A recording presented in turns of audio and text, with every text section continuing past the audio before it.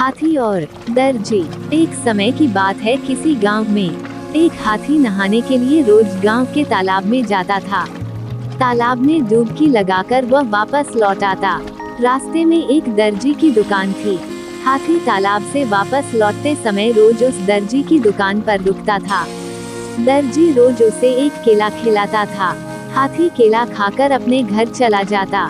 एक दिन जब हाथी तालाब में नहाकर घर आ रहा था, तो वह रोज की तरह दर्जी की दुकान पर रुका।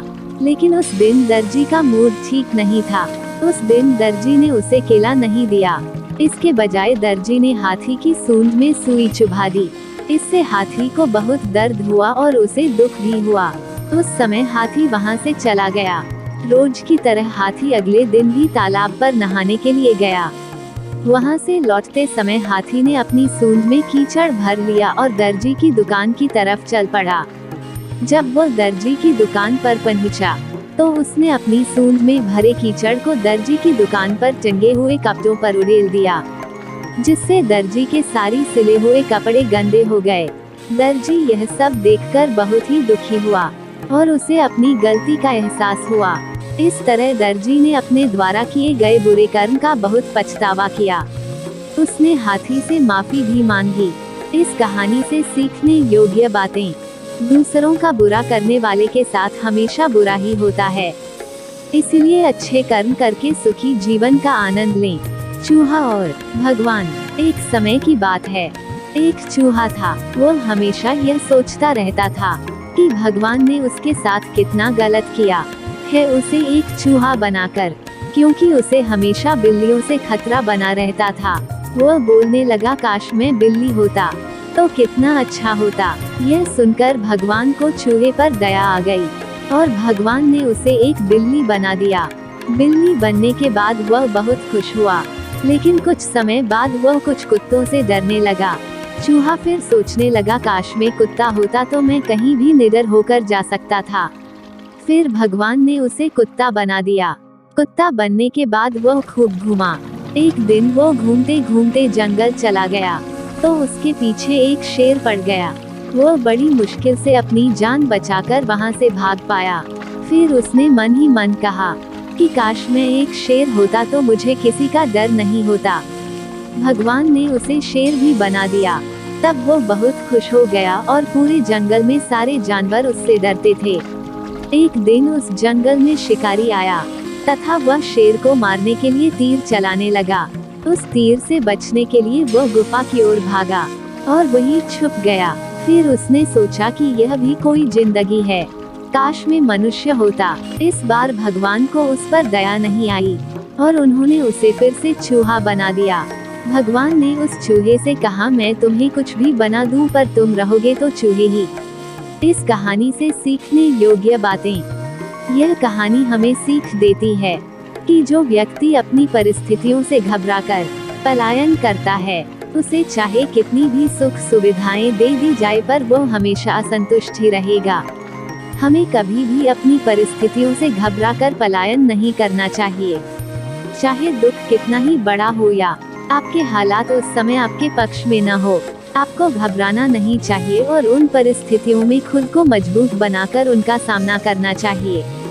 सबसे खुश कौन? एक कौवा था। वो हमेशा खुश रहता था। एक बार वह एक तालाब के किनारे पानी पीने के लिए आया। वहाँ उसने तालाब में तैरते हुए पक्षी हंस को देखा। उसने सोचा, हंस कितना उजला है, यह तो पानी में अपने उजले उजले पंखों को फैलाकर तैर भी सकता है। शायद इसलिए यही दुनिया का सबसे खुश पक्षी होगा।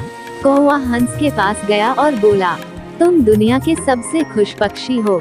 यह सुनकर हंस को अच्छा तो लगा, लेकिन वह बोला, कौवे भाई, मैं भी यही सोचा करता था कि मैं दुनिया का सबसे खुश पक्षी हूँ, जब तक कि मैंने तोते को नहीं देखा था।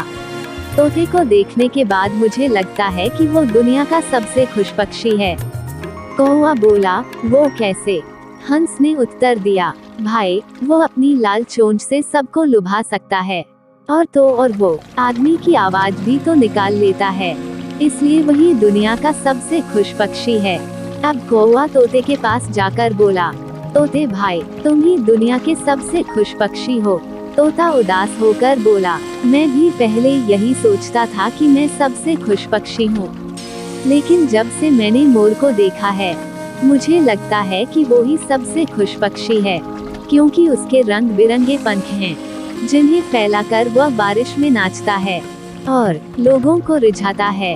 अब कौवे ने सोचा, तोता बिल्कुल सही बोल रहा है, अब क्यों न मैं मोर के पास जाऊं। कौवा मोर के पास गया। वहाँ वह पिंजरे में बंद था, जिसे बहुत से लोग देखने के लिए आए थे। कौवा मोर के पास आकर बोला, मोर भाई, तुम दुनिया के सबसे खुश पक्षी हो। तुम्हारे सिर पर कलगी है, जिससे तुम एकदम राजकुमार की तरह दिखते हो। यहाँ देखो, कई लोग तुम्हारी सुंदरता को देखने आए हैं, इसलिए तुम ही दुनिया के सबसे खुश पक्षी हो। मोर बोला, मित्र, मैं हमेशा यही सोचता था कि मैं दुनिया का सबसे खुश पक्षी हूँ, लेकिन मेरी खूबसूरती के कारण मुझे यहाँ पिंजरे में कैद कर लिया गया है। मैं सुंदर तो हूँ लेकिन खुश नहीं। अब मैं यह चाहता हूँ कि भले ही मेरे रंग बिरंगे पंख नहीं होते, लेकिन तुम्हारी तरह मैं भी आजाद रहता। चिड़ियाघर में आने के बाद मुझे यही लगता है कि कौवा यानी कि तुम ही सबसे खुश पक्षी हो। अब कौवा जान गया कि पक्षियों के लिए भी आजादी से बढ़कर कोई खुशी नहीं होती।